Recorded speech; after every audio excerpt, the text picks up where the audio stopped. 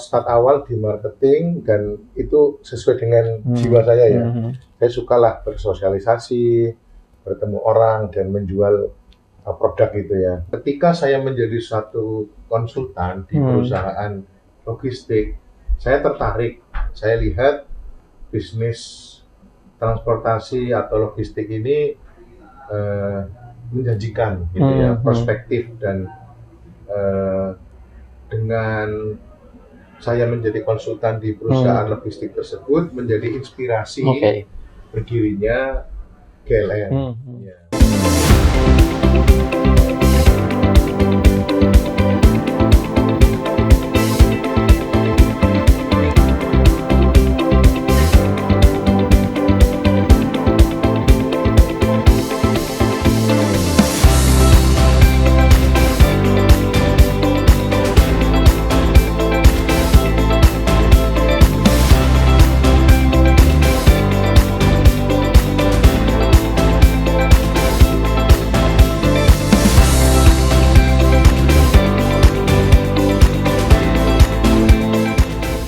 GLR 2026, GLR semakin mantap dan nomor 1. Ya, baik, sekarang saya bersama dengan Bapak Kelik Eko Raharjanto selaku Direktur Utama dari PT Global Lancar Jaya atau Global Logistik Raya, Pak ya?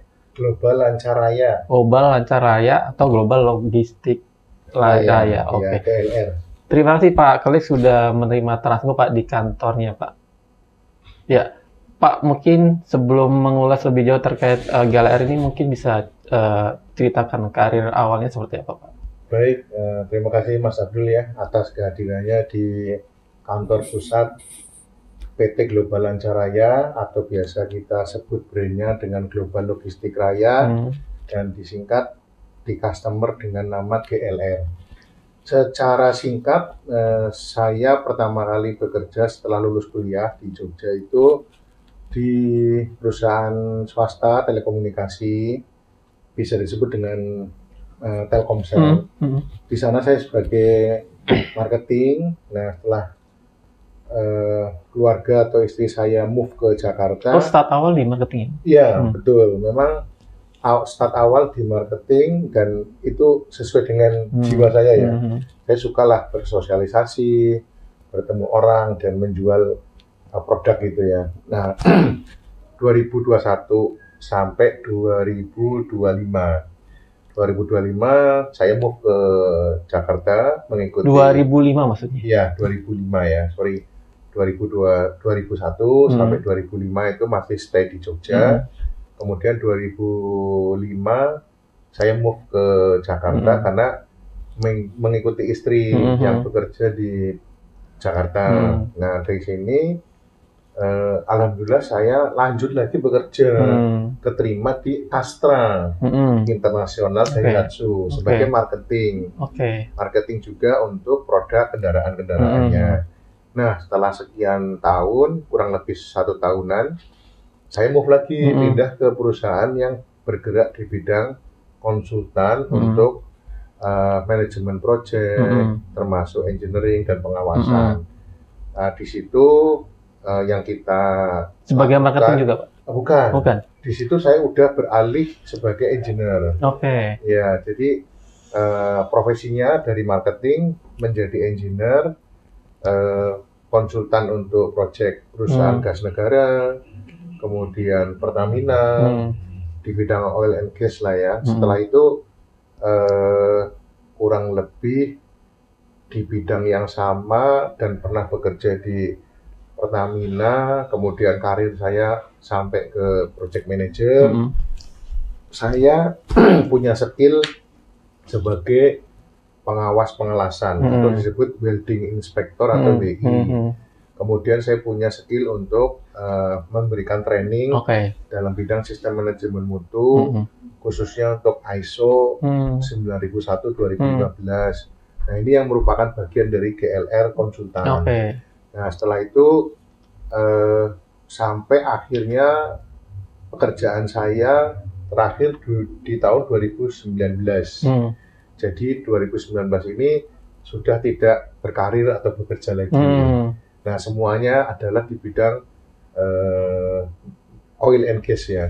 Jadi tidak ada sebetulnya berhubungan dengan logistik. Berarti cikal bakal dari GLR itu di 2019 Pak ya? Bukan Pak Abdul, jadi kami itu berdirinya di bulan September 2018. Ya, tepatnya di tanggal 14 September 2018 itu merupakan berdirinya GLR. Sampai akhirnya Pak Kelik memutuskan untuk mendirikan perusahaan itu sejak kapan Pak? Nah, itu satu hal yang sangat menarik ya, dan menjadi suatu sejarah buat karir saya pribadi maupun GLR secara umum. Ketika saya menjadi suatu konsultan di perusahaan logistik, saya tertarik. Saya lihat bisnis transportasi atau logistik ini menjanjikan, gitu ya, perspektif, dan dengan saya menjadi konsultan di perusahaan logistik tersebut menjadi inspirasi berdirinya GLR.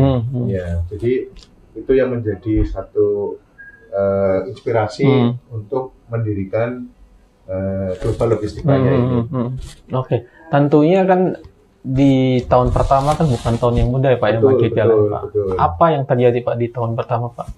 Tahun 2018 itu secara umum sebenarnya saya tidak terlibat langsung ya. Jadi saya kebetulan masih bekerja di perusahaan BUMN ya, di sana sebagai profesional. Nah, di perusahaan BUMN ini menjadi dua fokus antara bekerja dan antara usaha. Nah, ini satu tantangannya ya. Jadi kita bisa membagi waktu antara bekerja dan usaha atau GLR. Nah, tantangan pertama adalah tentunya SDM yang harus kita siapkan secara profesional gitu kan ya, secara sesuai dengan skillnya dan juga sesuai dengan kemampuan gitu ya. Terus kemudian yang kedua adalah market. Marketnya itu masih terbatas, belum sebanyak seperti saat ini. Jadi kita harus memperbanyak market. Kemudian yang ketiga tentunya adalah bagaimana kita bisa mempertahankan customer GLR yang sudah berjalan supaya tidak kehilangan market. Itu beberapa poin ya Pak Abdul yang terkait dengan tantangan dalam berdirinya GLR. Sebagai pemain baru kan tantangan yang mungkin paling umum adalah trust Pak ya. Itu cara gimana GLR untuk mendapatkan trust hingga mendapatkan customer baru terutama Pak ya? Oh ya, ini kita melakukan beberapa strategi dan pendekatan ya, dengan memberikan servis atau pelayanan yang sepenuh hati. Jadi terus terang di awal pun semua hampir 100% fokus dan dihandle langsung oleh saya. Karena untuk menjaga customer ini, menjaga kepercayaan, trust, itu kita harus bisa selalu memberikan layanan yang pasti dan melayani sepenuh hati ya. Artinya pertanyaan, permintaan itu harus kita segera respon dengan aktif. Salah satu kuncinya adalah seperti itu, Mas Abdul. Ini menginjak ke tahun ke-7 Pak ya? Tentu 7 ke 8. Tentunya sudah ada banyak capaian atau milestone-nya Pak ya dari GLR. Bisa digambarkan Pak milestone yang sudah dialami Pak? Pada saat pandemi, kurang lebih sekitar tahun 2020 Pak. 2021 ya kurang lebihnya, atau kita awali 2019. Nah, itu adalah satu momentum buat GLR mendapatkan peluang. Jadi ketika itu ada satu referensi dari satu rekan saya di waktu saya masih bekerja di BUMN itu menanyakan kepada saya apakah GLR bisa mengirimkan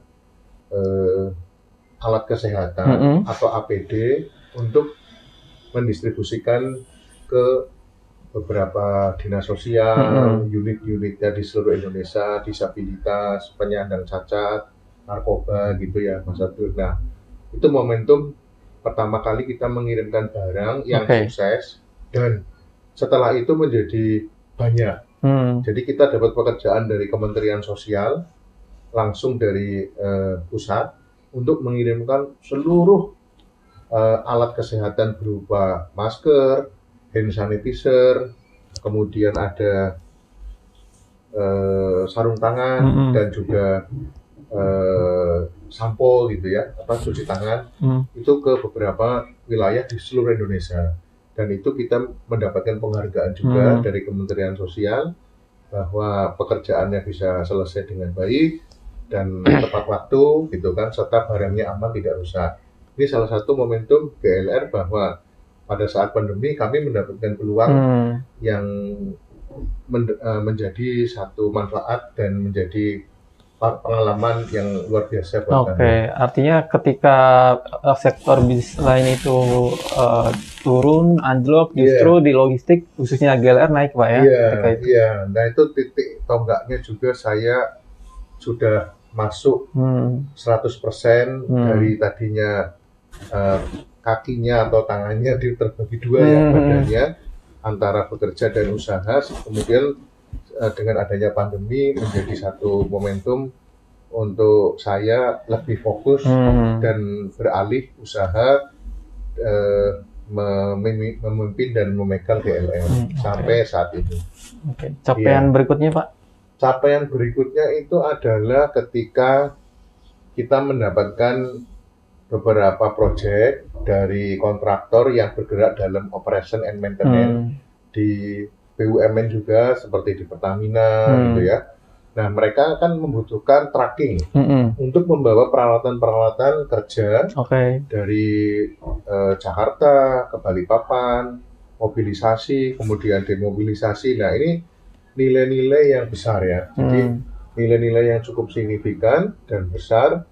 Dan itu menjadi satu masukan yang bermanfaat dalam sisi cash flow gitu ya, untuk membantu pencapaian GLR sehingga GLR itu bisa berkembang untuk bisa menambah aset-aset, baik itu bangunan, kemudian kendaraan, operasional, dan juga SDM gitu ya, peningkatan kesejahteraannya gitu. Nah itu kita salah satu momentum lain dalam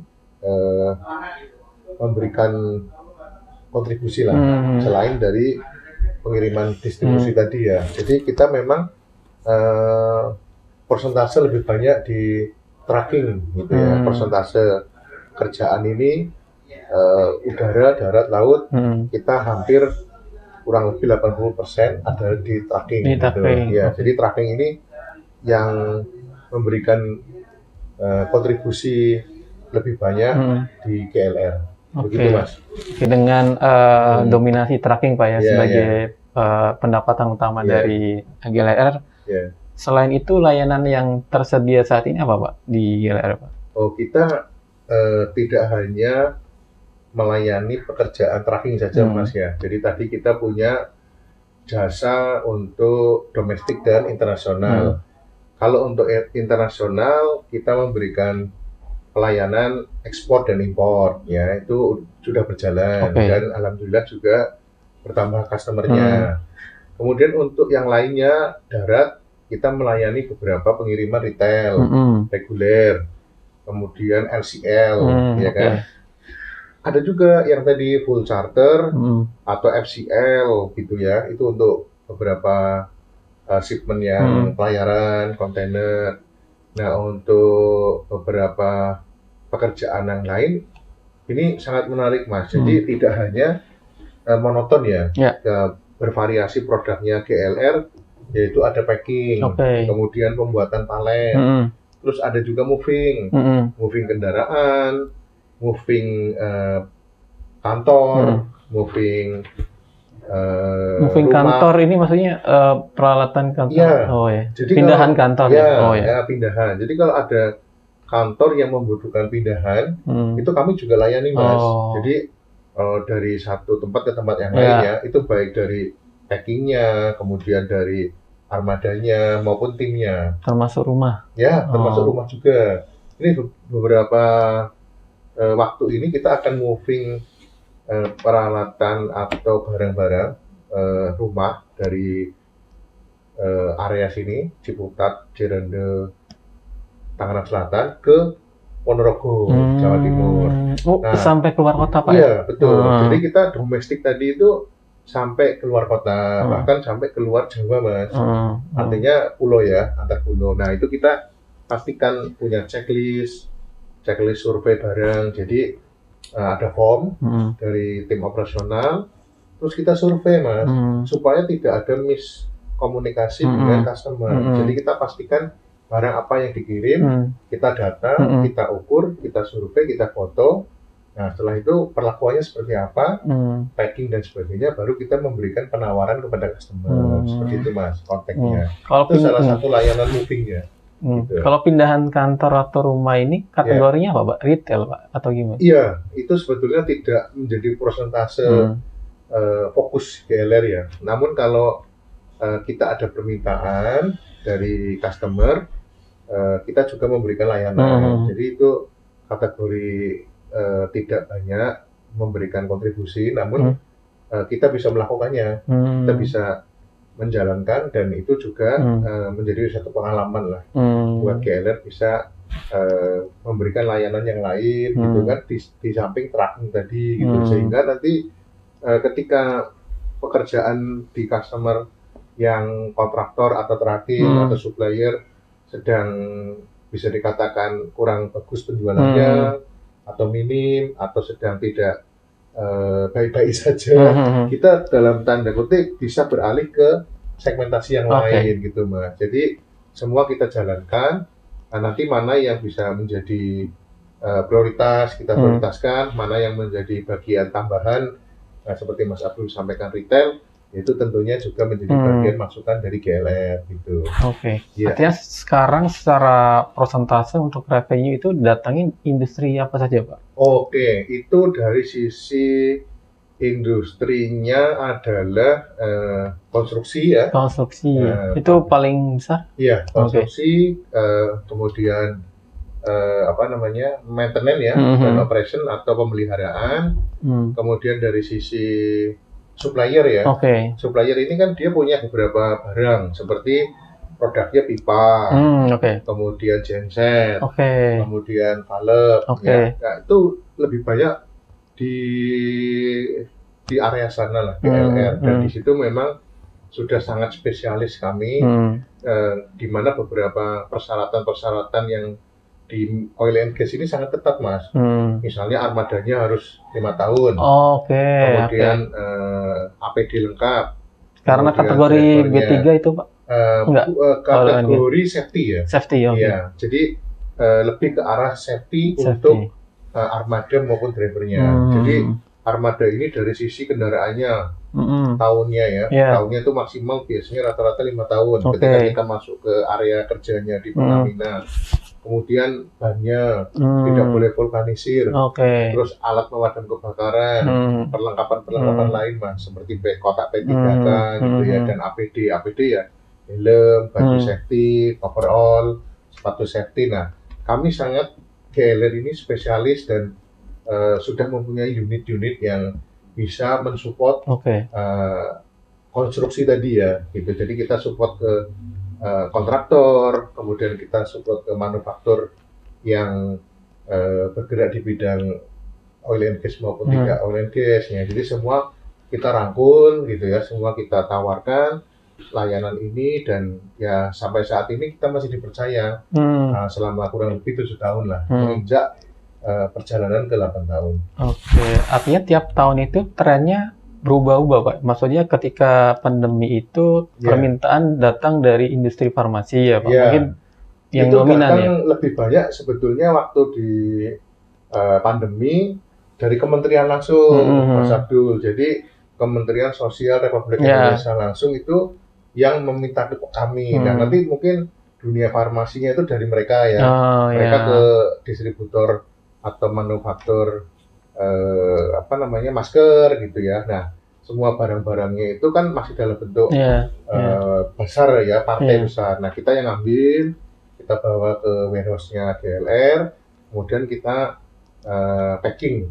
Iya. Nah, kita berikan marking, ini tujuan kemana. Nah, nanti kita berikan sesuai dengan jumlah yang ditentukan oleh pihak Kementerian Sosial. Jadi kita dengan Kementerian Sosial ini kerjasamanya juga terus berlanjut, seperti pengiriman kursi roda, pengiriman towing untuk kendaraan roda 3. Jadi kendaraan roda 3 ini untuk disabilitas, Mas Oke. Agun.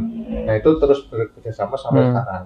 Dan di beberapa BUMN gitu ya. Selain tadi di konstruksi ya. Jadi BUMN ini juga sebagian menjadi customer kami. Oke, ya maksud saya secara tren itu kan mungkin di 2010 banyak kan produk-produk farmasi, sekarang lebih konstruksi gitu Pak. Iya, betul. Jadi sekarang kita juga selain konstruksi itu melayani sarana prasarana tadi yang sudah saya sampaikan di awal ya, untuk cetakan itu via udara maupun darat. Jadi kita juga awal cikal bakalnya GLR, salah satu customer-nya adalah cetakan ini. Jadi cetakan ini sarana prasarana atau material promo punya Indomarko untuk distribusi ke seluruh Indomaret ya. Nah, itu kita yang handle. Jadi kalau ada customer yang mau menggunakan layanan GLR untuk mengirimkan via udara, kami sudah sangat berpengalaman bagaimana menghandle barangnya sejak dari awal kita terima. Itu tidak serta-merta kita kirim, Mas Abdul. Kita pastikan dulu barang ini aman tidak. Kalau belum ya tentunya kita lakukan pengemasan atau packing dengan baik. Nah, setelah itu kita sortir ya, sesuai dengan tujuan masing-masing. Tentunya itu di marking, ya kan? Di marking, kemudian kita lakukan penimbangan masing-masing ini beratnya berapa, kita rekap.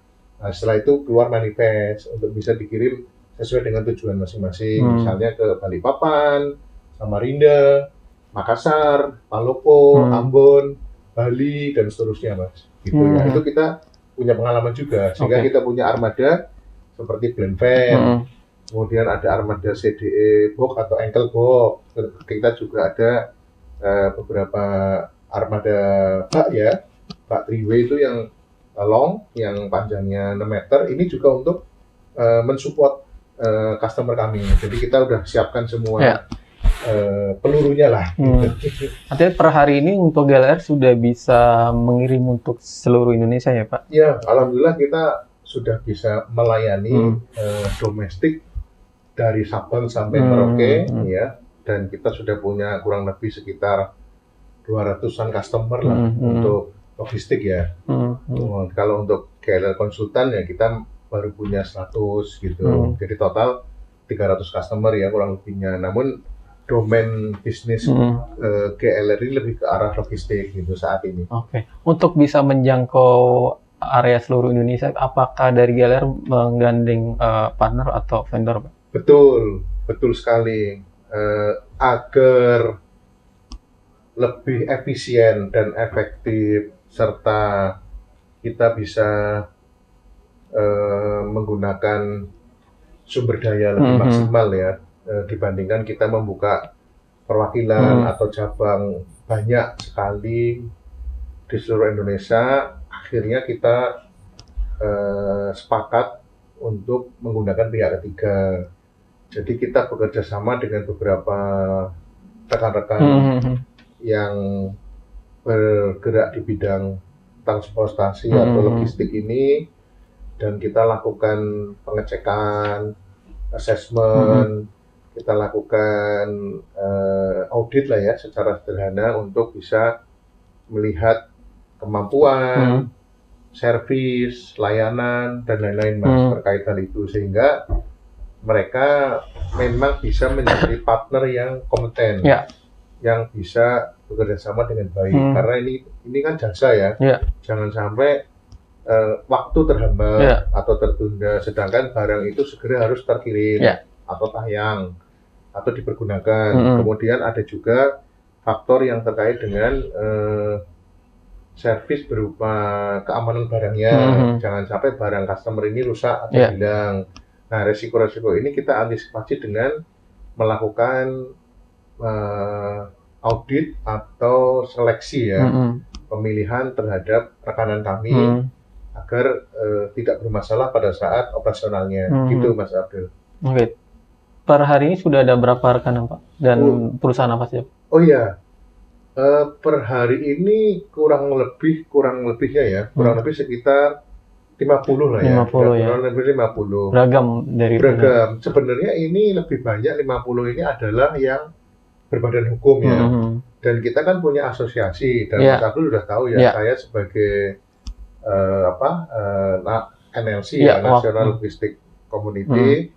Nah, ini juga momentum untuk bekerja sama. Jadi secara asosiasi dengan beberapa anggota yang ada gitu ya, kita bisa berdiskusi, sharing, kolaborasi, berbagi kue ya Pak ya? Berbagi kue, berbagi makanan. Jadi nanti di Medan dengan NLC siapa, kemudian di Aceh dengan NLC siapa, kemudian di wilayah timur gitu ya, untuk Kalimantan gitu kan, itu juga dengan teman-teman NLC maupun bukan yang lainnya ya, yang belum menjadi anggota NLC juga menjadi partner kami lah.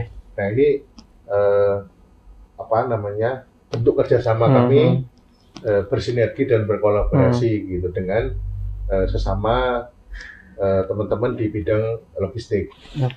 Dengan berpartner dengan sekitar 50 perusahaan ini kan bukan hal yang mudah untuk bisa satu visi atau dengan mengontrol standar layanan itu Pak. Gimana cara GLR melakukannya Pak? Ya, jadi kita punya satu komunikasi dalam bentuk sekarang ini ada ini ya, grup lah ya, grup seperti WA gitu lah ya, WA grup. Nah, sementara sih kita melakukan cara koordinasi dan komunikasinya adalah menggunakan wadah berupa WA grup. Nah, kemudian kita juga melakukan pada saat ada pekerjaan maupun schedule untuk pertemuan gitu ya, kita lakukan meninjau, visit ke mereka, kita lihat seperti apa bentuk kantornya, kita lihat seperti apa proses operasionalnya gitu ya. Nah itu mengantisipasi risiko yang ada. Dan kita lakukan beberapa kali pertemuan-pertemuan baik sifatnya yang online gitu ya. Nah sementara kita lakukan ini untuk bisa menjaga beberapa partner kami ya, yang sekitar kurang lebih 50 ini ya, ini sebenarnya yang aktif gitu. Tapi kalau di luar yang tidak aktif gitu, karena ada beberapa tracking gitu ya, itu banyak Mas. Jadi itu ada beberapa vendor atau beberapa rekanan kami yang kita satukan dalam satu bentuk format database ya. Jadi namanya tuh kalau di kami itu daftar vendor gitu kan, daftar vendor list atau DVL. Nah itu kita rekap semuanya lah. Nah dengan merekap ini tentunya untuk mempermudah juga sebetulnya proses bisnis kami ke customer gitu Mas Abdul. Untuk jumlah armada sendiri dari GLR secara dedicated dan mungkin berbarengan dengan partner berapa Pak yang dikelola Pak? Kalau dengan partner keseluruhan saya rasa cukup lumayan banyak ya Mas. Misalnya kita dari sisi tracking yang besar itu kita punya rekanan-rekanan armada trailer, doli, lobet, tronton, kemudian beberapa armada niaga gitu ya. Ya sekitar kurang lebih mungkin 200 ada. 200. Iya. 200 armada ini yang menunjang pekerjaan tracking tadi. Jadi nanti ada kebutuhan armada niaga apa, ada kebutuhan apa. Nah, kita punya armada baik internal GLR yang ada di GLR sini gitu ya, di HO, maupun yang ada di luar garasinya itu ya 200-an kurang lebih ada Mas. Karena setiap hari ini alhamdulillahnya kita selalu ada pengiriman, pekerjaan pengiriman tracking tiap hari ini ada. Seperti hari ini ada pengiriman doli gitu ya, di Riau ke Riau juga, kurang lebih jaraknya 400 km. Kemudian ada juga dari Bekasi ke Pertamina Dumai itu pakai tronton Wingbox. Nah itu juga hari ini berjalan gitu ya, alhamdulillahnya. Terus juga ada pekerjaan dari Cikarang ke beberapa titik di Sumatera, recall diesel. Nah itu salah satu pekerjaan yang sudah hampir setiap hari itu berjalan terus gitu Mas. Hari ini ada 3 customer atau 4 customer, besok mungkin ada 5 customer dengan pekerjaan yang tracking gitu. Nanti besok lagi mungkin ada pekerjaan udara, besok lagi ada pekerjaan retail. Nah seperti itu Mas konteksnya. Jadi kita customer beragam dan bervariasi dan berganti-ganti setiap hari permintaannya. Gambaran tripnya seperti apa Pak untuk tracking ini tiap hari, tiap bulan? Gambarannya atau volume logistik yang ditangani dalam setiap bulannya? Kalau satu hari sih kurang lebih minimal itu target saya ya Mas sebetulnya, dan alhamdulillah tercapai itu kurang lebih satu hari itu 5 trip ya? Iya 5 trip, dan trip ini tuh lebih banyak keluar kota, lebih banyaknya domainnya ya, domainnya tuh lebih banyak ke area luar kota. Kalau yang di Jakarta ini kan tripnya kami kan untuk kota-kota aja ya, untuk melayani udara, melayani retail, reguler gitu ya. Jadi kalau secara umum ya kalau dikalikan dengan 1 bulan, kalau kita full masuk kan kali 30 ya. 30 kali 5, berarti kan seperti itu. Kalau misalnya 1 hari 5 ya, 1 hari minimal ini ya. Jadi targetnya itu minimal 1 hari adalah 5 trip gitu. Ada sekitar 150 nih. Iya betul, karena kan di dunia kargo ini itu tidak ada waktu libur ya. Jadi pekerjaan itu kan terus berjalan gitu Mas Abdul. Baik hari libur, Sabtu Minggu itu kan misalnya kita tracking Jumat tujuan ke Kalimantan, kan dia mobilisasi terus ya, on track ya. Nah itu kira-kira Mas Abdul. Apakah ada momen peak tertentu Pak? Mungkin bisa 2 kali lipatnya dari ada ketika tadi pada saat dilihat di beberapa bulan gitu ya, seperti Desember, itu area November Desember, mereka kan mengejar waktu tidak boleh melebihi larangan ya, pembatasan. Otomatis jadinya permintaan itu banyak. Nah terus kemudian ada momentum musibah seperti bencana alam di Sumatera ya, Pak. Nah itu kan loadnya naik juga. Kemudian ada waktu Lebaran yang sebentar lagi kita juga akan masuk ya ke bulan suci Ramadan. Itu juga salah satu peak-nya menjadi naik karena nanti akan ada peak yang turun atau yang off ya. Nah, menggantikan sebenarnya Mas. Jadi ada momentum hari-hari yang seperti Natal tahun baru itu kan udah seminggu. Ada larangan itu Pak ya. Larangan. Nah, jadi dia 7 hari ini atau larangan yang waktu dirapel ya. Dipindah ya. Jadi itu peak-nya naik. Jadi kalau tahun itu kurang lebih 3 deh. Ada momentum kalau Lebaran, di itu, Nataru. Iya, satu lagi itu di area-area ini Mas, pertengahan lah, kurang lebihnya. Itu ada peak di sana. Tapi yang pasti sih sebenarnya 2 itu. Dua kegiatan atau 2 libur ini ya. Ini yang memang kelihatan trafiknya berbeda.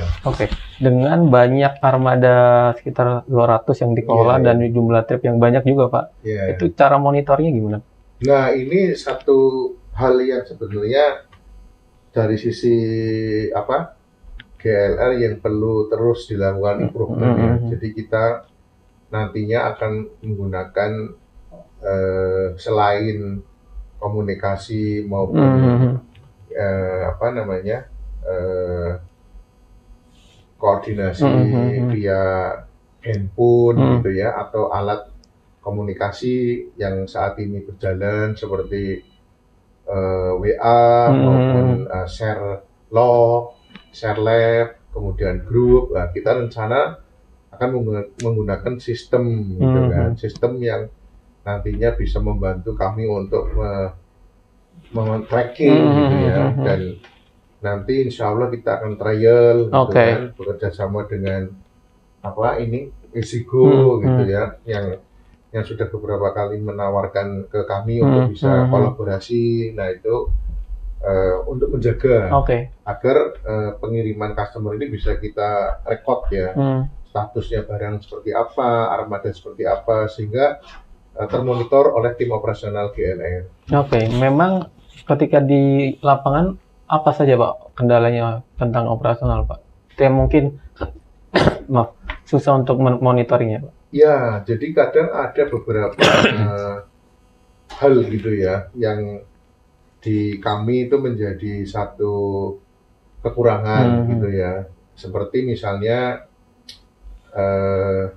attitude gitu kan, atau kebiasaan, behavior dari driver dari driver, ya betul. Ini juga jadi satu PR agar bisa melakukan perubahan gitu ya. Behavior ini menjadi budaya yang tadinya kurang baik gitu kan, komunikasi, koordinasi, respon itu bisa menjadi lebih baik. Nah, di samping itu memang perlu kita backup dengan yang sistem tadi gitu ya. Ini pentingnya dan perlunya bahwa sistem tadi itu menjadi pelengkap gitu ya. Jadi kendala itu terus terkadang kan juga ada blank spot gitu ya, area-area blank spot yang rawan Pak ya, di remote area ya kan. Nah itu yang saat ini perlu kita lakukan perbaikan gitu kan, peningkatan yang berkelanjutan agar secara umum bisa mendukung pekerjaan operasional bisa berjalan dengan lancar. Oke, itu dari sisi monitoring armada dan driver Pak ya. Kalau dari sisi untuk preventif untuk mencegah dari kerusakan atau kehilangan dari barang dari customer apa Pak yang dilakukan biasanya? Ya, jadi sebelumnya itu kita melakukan pengecekan. Jadi ada form, ada SOP dari tim OPS-nya GLR sendiri yang sudah saya lihat dan saya review serta saya cek. Mereka harus melakukan pengisian checklist lah. Ya, jadi checklist ini berupa barangnya apa gitu kan, kemudian bagaimana packingnya gitu kan, dan tentunya juga di tim marketing pada saat tim marketing ini menjual jasa atau harga lah ya ke customer, itu juga harus ada beberapa keterangan Mas, harus ada beberapa informasi gitu ya, yang nantinya menjadi bagian dari tanggung jawab atau menjadi bagian dari skup pekerjaannya seperti apa gitu ya. Seperti halnya misalnya asuransi ya kan, jadi barang itu harus diasuransikan, kemudian barang harus di packing dengan baik dan benar, kemudian barang yang tidak aman atau tidak safety dan tidak sesuai dengan aturan itu berarti kita pilih atau kita tidak naikkan ke dalam armada gitu Mas. Nah itu beberapa bagian yang sudah kita lakukan dan terus selalu kita tingkatkan gitu ya. Andai pun terjadi kehilangan sampai atau kerusakan, pasti tentu ada antisipasinya Pak. Apa Pak yang dilakukan Pak? Atau asuransi atau semacam? Iya, jadi pertama itu asuransi gitu ya. Kita wajibkan kepada pemilik barang untuk melakukan asuransi. Kita tawarkan juga kalau misalnya pemilik barang tidak mau asuransi, kita tawarkan asuransi. Kemudian ya ini terkait dengan kerusakan dan kehilangan. Kalau kerusakan kita jaga ya dengan packing supaya semua barang-barang customer GLR itu aman, di packing yang baik lah ya, sesuai dengan standar. Udara seperti apa packingnya, darat laut seperti apa packingnya ya, supaya tidak basah dan lain sebagainya. Nah kemudian kita juga melakukan checklist tadi supaya nanti kalau memang barangnya itu belum di packing ya kita lakukan packing gitu ya. Jadi semua selalu kita jaga, dan dalam komunikasi tracing monitoringnya tadi tim OPS selalu koordinasi ke driver gitu ya, atau vendor gitu kan, sejauh mana barang kita, dan mengecek barang itu selalu dalam kondisi baik dan aman. Oke. Tadi disampaikan Pak Khalid bahwasanya untuk persaingan di bisnis ini kan cukup ramai ya, cukup sengit Pak ya. Positioning dari GLR sendiri untuk bisa mendapatkan value di mata customer apa Pak yang dijual? Oh ya, baik Mas Abdul. Jadi begini, kalau berkaitan dengan kondisi persaingan ya yang ketat dan lain-lain, itu kita pertama adalah kita memperbanyak customer. Jadi kita dengan memperbanyak customer ini bisa bervariasi. Apabila customer ada dalam kondisi yang sedang tidak baik-baik saja, kita bisa punya customer yang lain. Terus kemudian yang kedua, tentunya kita selalu memberikan pelayanan gitu kan, yang memuaskan dengan memberikan survei kepuasan pelanggan. Jadi kita berikan form atau berikan link kepada customer agar mereka bisa menilai GLR seperti apa. Sehingga dengan penilaian ini kita bisa introspeksi diri, mana hal yang masih kurang kita dapat tingkatkan, dari sisi marketing seperti apa, dari sisi operasionalnya GLR seperti apa, dari sisi invoice pembayaran administrasi dari tim keuangan GLR seperti apa. Nah, dari angket atau dari link survei kepuasan pelanggan itu bisa kita rekod. Dan di situ yang nanti menjadi acuan perbaikan dan peningkatan untuk improvement ke depannya, supaya kita bisa memenuhi harapan dan keinginan dari semua customer GLR. Dan itu cara GLR untuk mengukur kepuasan customer secara objektif, Pak ya? Iya, baik, betul. Jadi kita berkala minimal 1 tahun 1 kali kita share kepada customer GLR, sehingga nanti kita bisa mendapatkan feedback untuk kita evaluasi bersama tim GLR dan untuk improvement GLR ke depannya. Kalau tantangan dari sisi regulasi nih Pak, kan pemerintah ini kan banyak kebijakan yang sangat mungkin berpengaruh ya secara bisnis di logistik, entah itu odol atau fluktuasi harga BBM atau keterbatasan BBM terutama. Kondisi yang dialami GLR siapa Pak, dan cara mengatasinya? Iya, betul. Jadi kalau berkaitan dengan odol, ya itu sebetulnya kita mengedukasi ke customer ya, bahwa ketika ada customer yang barangnya atau muatannya melebihi kapasitas, melebihi dimensi, kita edukasi ke mereka, sosialisasikan supaya barang-barang ini tetap memenuhi aturan daripada regulasi pemerintah. Terus kalau yang sifatnya tadi adalah BBM gitu ya, kenaikan BBM, ya kita lakukan dengan efisiensi tracking gitu ya. Dalam artian adalah penggunaan BBM yang sesuai dengan fungsinya gitu ya. Maksudnya kita merekod menggunakan formulir gitu ya, kilometer awal berapa, kilometer akhir berapa. Jadi secara internal driver ini bisa teredukasi gitu ya, untuk bisa lebih efisien dan efektif. Kemudian kita mengatur pola pendistribusiannya. Jadi misalnya ada pengambilan 2 tempat, areanya berdekatan atau masih dalam jangkauan tercover. Nah, kita gunakan 1 kendaraan supaya efisien dan efektif. Jadi tidak semua kendaraan itu keluar gitu ya. Ada semacam manajemen rutenya juga. Iya, betul, ada manajemen traffic rute di mana hanya cukup 1 kendaraan bisa meng-pick up beberapa tempat. Jadi kan yang berjalan 1 kendaraan dan 1 driver. Tidak 2 atau 3 armada yang harus dijalankan. Itu salah satu juga strategi ya dari GLR agar bisa efisien dan efektif. Nah, kalau berkaitan dengan kelangkaan GLR kelangkaan BBM yang khususnya ada di Sumatera, memang ini menjadi satu kendala sampai saat ini, Mas Abdul. Yaitu solusinya adalah dengan awal pada saat pemberangkatan, itu tim operasional selalu mengingatkan ke driver untuk mengisi penuh, mengisi full supaya tidak kehabisan gitu. Dan ketika dalam perjalanan juga sama. Ketika dalam perjalanan ini menuju ke Sumatera area yang beberapa titiknya itu sulit mendapatkan BBM, ya kita atur dalam perjalanannya itu. Oke. Dalam perjalanan itu di mana mau diisi BBM-nya, Oh ya atau ya. di titik mana yang sekiranya sudah aman gitu ya. Mhm. Karena tidak semua kesulitan. Jadi Mhm. ada beberapa titik yang sulit kendala Oke. BBM, kemudian di sananya sudah lepas gitu. Sudah ada manajemen risikonya, Pak ya? Jadi itu kita antisipasi ya.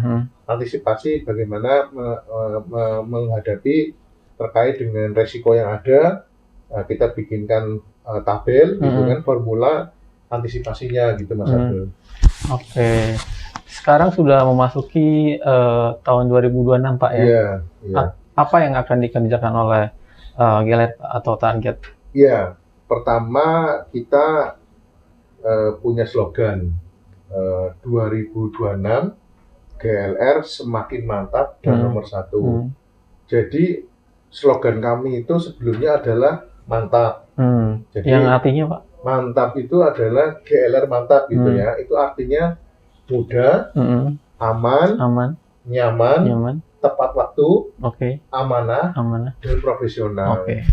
Nah ini sudah berjalan ya. Nah untuk 2026 ini kita punya slogannya adalah tim GLR semakin mantap dan nomor 1. Jadi kita punya cita-cita gitu ya, dan punya harapan dan target bahwa di 2026 ini customer-nya akan semakin banyak. Gitu ya. Dengan customer banyak ini tentunya target 1 bulan yang sudah ditentukan oleh saya dan manajemen itu akan tercapai. Dan tentunya akan bisa melampaui gitu. Nah, kalau berkaitan dengan slogan nomor 1, yaitu adalah kita berharap dalam persaingan di dunia logistik ini kita punya harapan dan punya target tetap nomor 1 dibandingkan yang lain. Dari sisi customer-nya, dari sisi pelayanannya gitu ya. Maksudnya customer-nya itu bertambah banyak. Gitu kan. Artinya kalau customer-nya bertambah banyak kan kita juga semakin banyak penjualan. Semakin meningkat ininya ya, revenue-nya. Kemudian semakin banyak customer-nya, tentunya juga resiko target tidak tercapai minim gitu. Terus kemudian saya juga berharap sebetulnya sudah saatnya ke arah digitalisasi. Karena sudah berkembang AI itu ya. Jadi kita juga berharap bisa mengikuti dengan globalisasi, dengan sistem, dengan adanya modernisasi ini ya. Kita akan mulai bertahap menuju ke arah sana gitu ya. Mulai trial, mulai menggunakannya gitu kan, dan insya Allah itu untuk mendukung gitu kan, agar kepuasan pelanggan dari sisi operasionalnya GLR itu bisa betul-betul tercapai gitu kan. Kalau misalnya kita tidak mengikuti perkembangan zaman, teknologi yang ada, kebutuhan customer, ya itu kan tidak bisa berlari gitu ya. Jadi kita harus selalu mengikuti perkembangan zaman, kemudian harapannya menjadi nomor 1 di logistik ini, dan tentunya kan salah satu juga kita sudah mendapatkan award Mas. Nah itu ya. Yang di depan ini Pak ya? Mungkin ini, bisa ceritakan juga Pak. Ya ini di tahun 2025 kita itu mengikuti satu economic review yang diadakan untuk seluruh logistik di Indonesia, dan di situ ada beberapa kriteria penilaian gitu kan, dari sisi legalitas, dari sisi komunikasi, dari sisi media sosial dan lain sebagainya. Nah, dengan waktu yang 2 bulan dan dilakukan penjurian oleh ahli-ahlinya itu ya, dari seluruh dewan juri ini, mereka menilai GLR gitu ya sekian lama, dan akhirnya diputuskan kita mendapatkan penghargaan, piagam dan piala dalam bidang logistik gitu ya. Jadi ini satu bukti gitu ya bahwa kita selama ini sudah bisa mengikuti event-event yang diadakan oleh pihak-pihak yang berkompeten ya, dan hasilnya memang sesuai bahwa kita layak mendapatkan penghargaan GLR ini. Mas. Oke. Pak, kembali soal digitalisasi yang akan dilakukan oleh GLR ini, goals utamanya apa Pak? Apakah kepuasan pelanggan atau juga efisiensi Pak? Dua-duanya, Mas. Dua-duanya. Iya, jadi semuanya itu menjadi prioritas kami ya, tim GLR. Baik secara kepuasan pelanggan, karena dengan pelanggan puas tentunya mereka akan melakukan repeat order, akan kembali ke GLR lagi, nyaman, tidak menggunakan yang lain. Dan kita kan sebetulnya selama ini memberikan kenyamanan juga dalam bentuk pembayaran, Mas. Pembayaran tempo ya. Jadi ini juga salah satu layanan lah. Tadi kan berkaitan dengan layanan ya. Sebetulnya kan ada beberapa yang sifatnya pembayaran itu adalah cash gitu ya. Nah, kami itu saat ini masih memberikan layanan berupa tempo pembayaran yang sesuai dengan kesepakatan lah ya. Mungkin ada 30 hari dan sebagainya. Nah, terkait dengan efisiensi ini juga sama. Efisiensi ini perlu sekali didigitalisasi untuk mendukung agar tidak ada kebocoran-kebocoran. Kalau dengan digitalisasi ini kan semuanya lebih terkontrol gitu ya, dan tidak memerlukan effort banyak gitu kan. Artinya dengan menggunakan layanan gitu kan dari handphone gitu, alat komunikasi kita itu memudahkan untuk bisa melihat, review gitu kan, mengecek dari sisi marketing, GLR, dari sisi operasional, dari sisi keuangan, kita bisa melihat dalam satu platform lah gitu kira-kira. Nah, ini semuanya tetap diperlukan, baik survei kepuasan pelanggan maupun dari sisi efisiensi gitu Mas. Oke, terakhir Pak Klik, siap. Untuk jangka panjang nih, entah itu 5 tahun atau 10 depan, apa yang akan dikerjakan untuk GLR Pak? Ya, kita masih punya 2 bisnis ya, seperti diskusi sebelumnya. Jadi GLR Group ini ada GLR Konsultan dan GLR Logistik ya. Kalau secara konsultan pastinya kita bisa memberikan manfaat, terutama sebetulnya dengan teman-teman di logistik. Jadi teman-teman di logistik ini kan masih ada beberapa yang belum mengimplementasikan dengan baik sistem manajemen mutu ya, secara sederhana, yang pada dasarnya ini merupakan alat atau tool untuk membantu manajemen. Misalnya adanya resiko. Nah, ISO ini juga berbicara bagaimana antisipasi resiko-resiko yang ada.